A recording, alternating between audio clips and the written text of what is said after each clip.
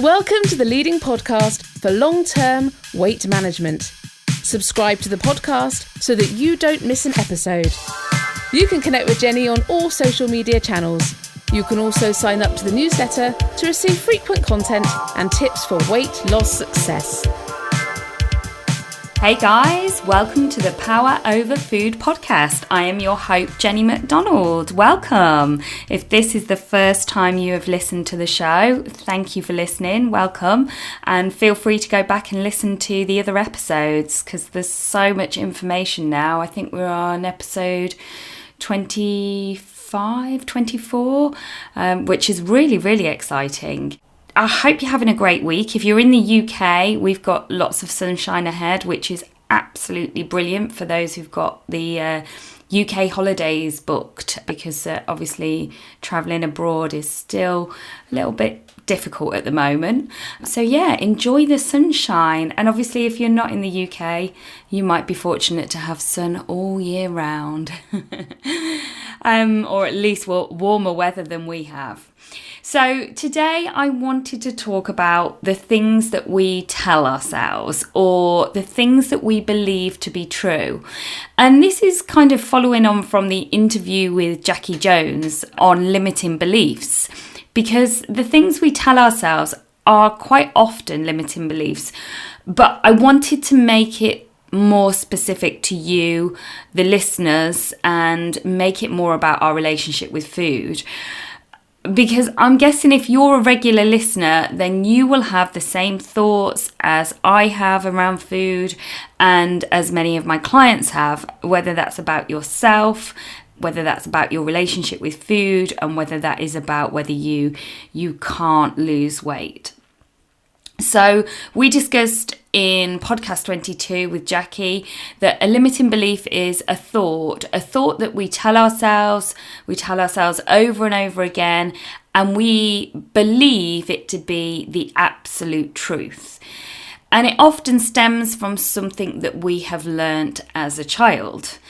Now, as a child, we're trying to make sense of the world, and we are just doing our best to work out what is safe to do, what is safe to say, what is acceptable behaviour, and what gains approval. So what we need to do to be liked. It might not be that somebody has necessarily said something directly related to your belief that is kind of exactly the same, but the messages you may have received will have helped you shape that belief, because it is how we interpret things that are said to us.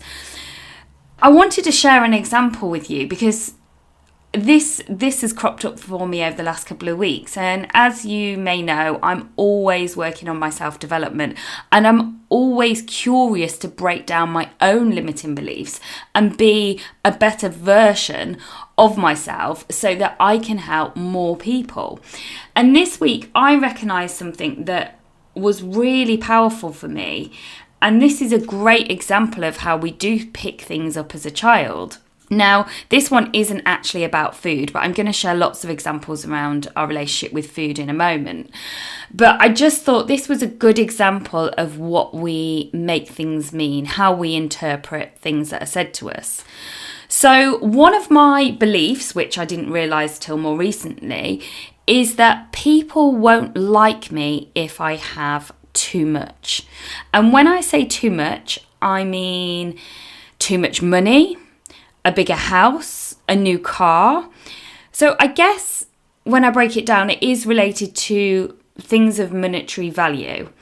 And I've realised that this belief actually holds me back from progressing in my career, because I struggle to put myself in situations where I know it would help me further my career, and I struggle charging my worth. So I often give my time away for free because I worry too much about what other people might think, whether I charge them for my advice. And I worry, as many of us do, about what other people think in general. So I will deliberate for hours before I post on social media or before I record a podcast. In fact, I actually recorded the story I'm going to share with you yesterday on my stories on Instagram, and then I deleted it in case people didn't like me.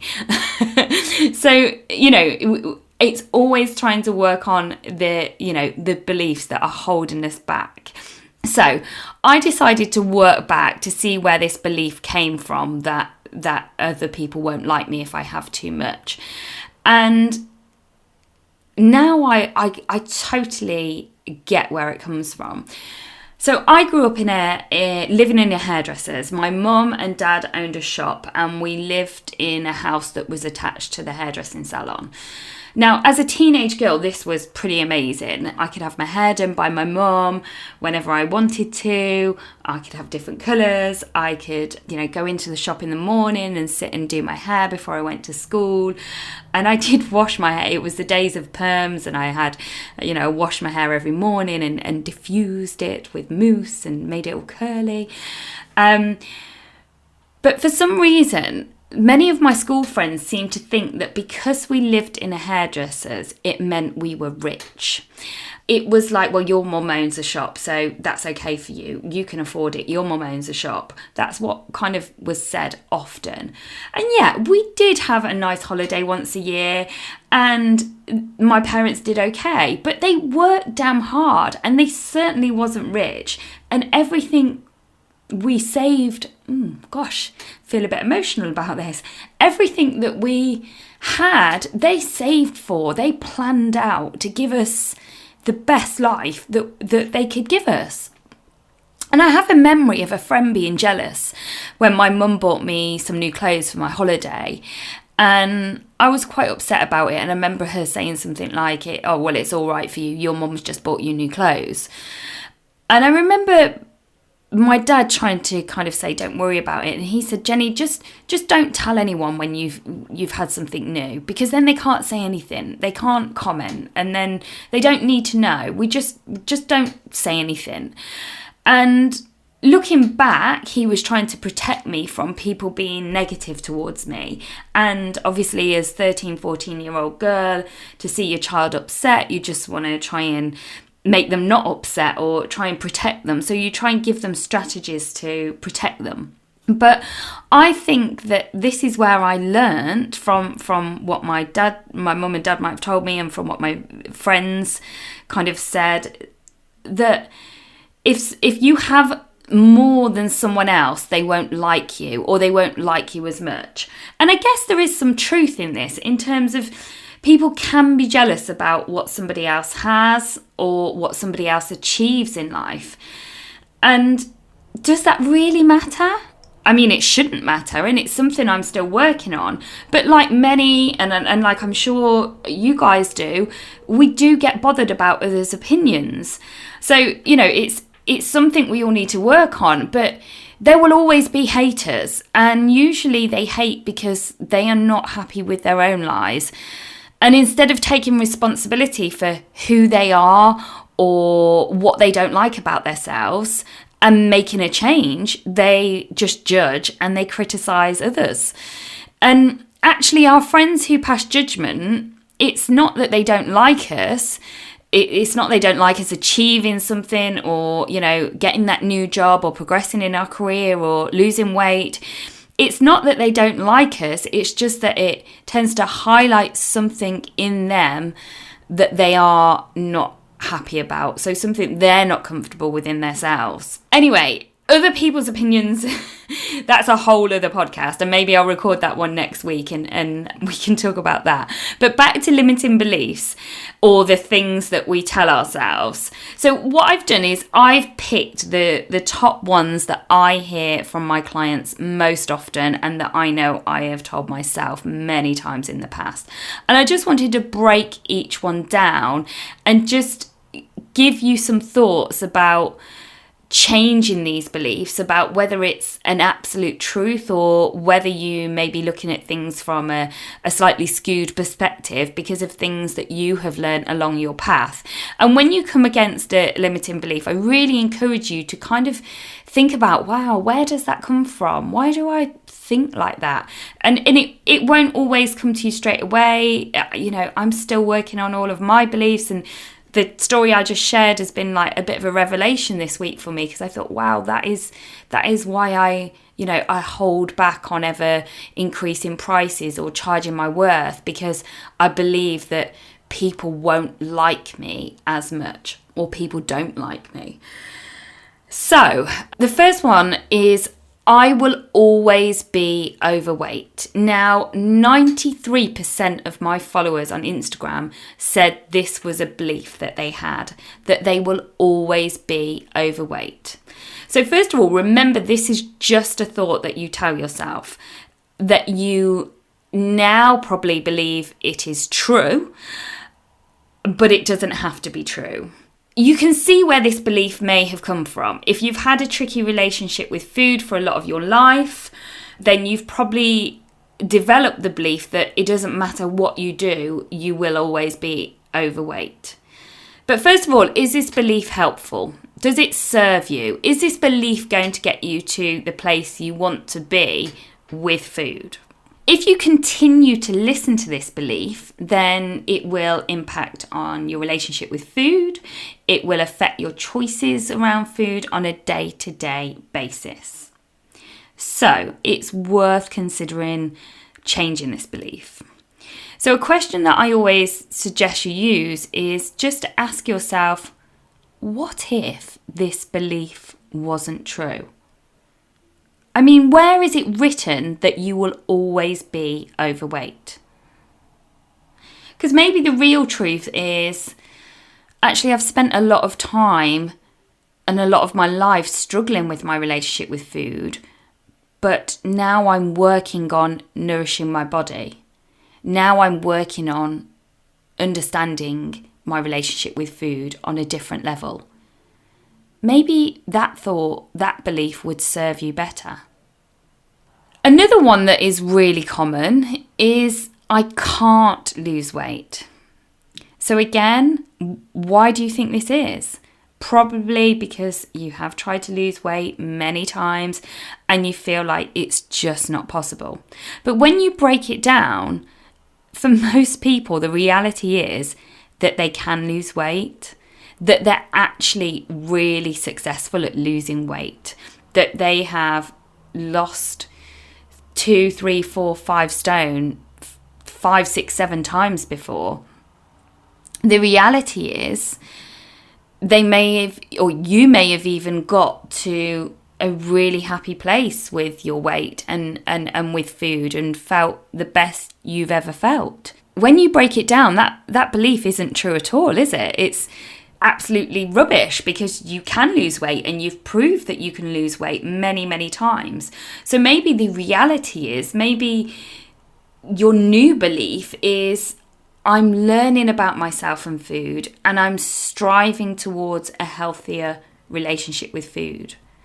And maybe if rather than telling yourself day in, day out, I just can't lose weight, it's not going to happen, I can't lose weight, maybe you say each day to yourself, I'm learning about my relationship with food and I'm learning what my body needs and I'm striving towards a healthier relationship with food, because that takes the pressure off the weight loss, but it also gives you a more empowering belief that you can listen to and that is going to serve you and help you get to where you want to be with food.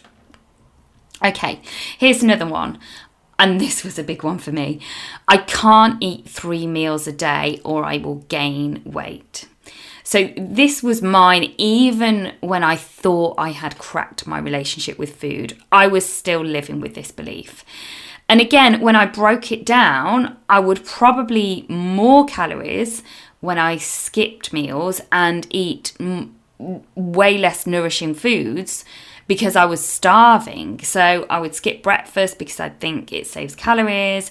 I'd eat something silly like mini cheddars and my Diet Coke. Then I'd try and go longer until lunchtime and eat a small lunch because I've just snacked on mini cheddars. So I don't deserve to eat anymore. And then by 3 o'clock, I'd be literally starving. And I'd probably only eaten 300-400 calories. And it was 3 o'clock in the day. So then between 3 and 6, I'd snack again because my body was so in need of food.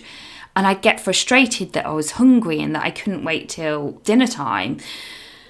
it was just ridiculous. And this was because I believed that I couldn't eat 3 meals a day or I would gain weight.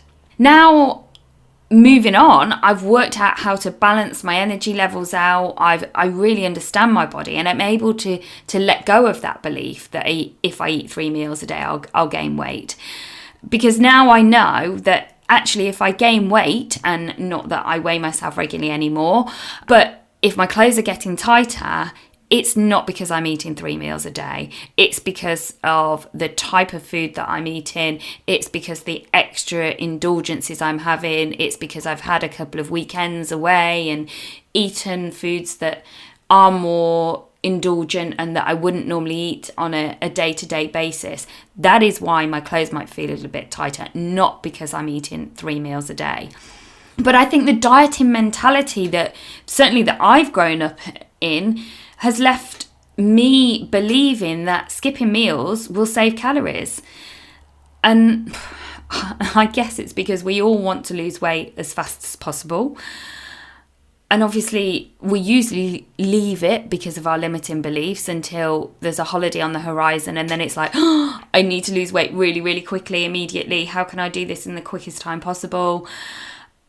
But if that hasn't worked for you till now, then surely a different way is worth a go. Surely trying a slower approach, trying to get in tune with your body for the rest of your life is going to serve you better.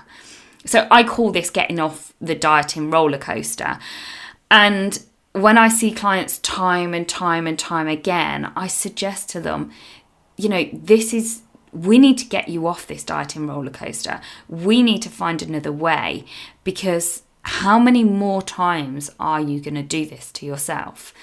And, build on that belief that you can't lose weight or you can't manage your weight. And the other thing is, I think you can only do this when you're ready. So I guess the question is, what do you need to do to be ready to let go of dieting? Or what do you need to know? What else do you need to know when you look back over your relationship with food, whether that's over the last 5, 10, 20, 30, 40 years? What else do you need to know? Because if whatever you've been doing for all of those years isn't working, what else do you need to know to be ready to let go of dieting? Oh, I've got another good one. I've let myself down. Have you told yourself this before? I definitely have. So let's just break this one down. Let's step back, because it's likely that your vision or what you wanted to achieve was unrealistic or a fantasy. So when you tell yourself you've let yourself down, was that because you placed an unrealistic expectation on yourself? Did you set a goal that you were desperate to achieve, but actually maybe it was out of reach? Maybe you said you were going to lose a stone for your holiday, but it was only 2 weeks away. So quite often we have these fantasies about what we want our life to look like in 4 weeks' time or in 3 months' time. And we say, right, I'm going to do this for this amount of time, and then I'm going to be that weight, or, everything's going to change on that date because I'm going to do this. But we place this unrealistic target and we set ourselves up, if you like, for failure, because we have obstacles in the way, and then we crash, and then we beat ourselves up and we say we've let ourselves down. So maybe you plan not to eat with the family on a big event, and then you crash and you eat it, and then you tell yourself you've let yourself down. Well, surely that's quite hard. You're being harsh on yourself because you've set yourself up to a fantasy of being able to stick to something that is going to be pretty tough, that is not necessarily the easiest route. Now, in my experience, we seem to think we should be able to do this, and we go round and round in these circles, and we make the same mistakes over and over again, and we don't reach out for help. We hop on and off diets like they're rides in Disneyland, yeah? And we wonder why we can't crack our relationship with food. I mean, how mixed up do we need to get our bodies and our brain before we stop?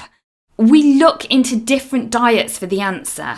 And, even the clients I'm coaching, they come back week after week and say, oh, I've been thinking about this diet, or I've been thinking maybe if I go low carb, or maybe if I do this.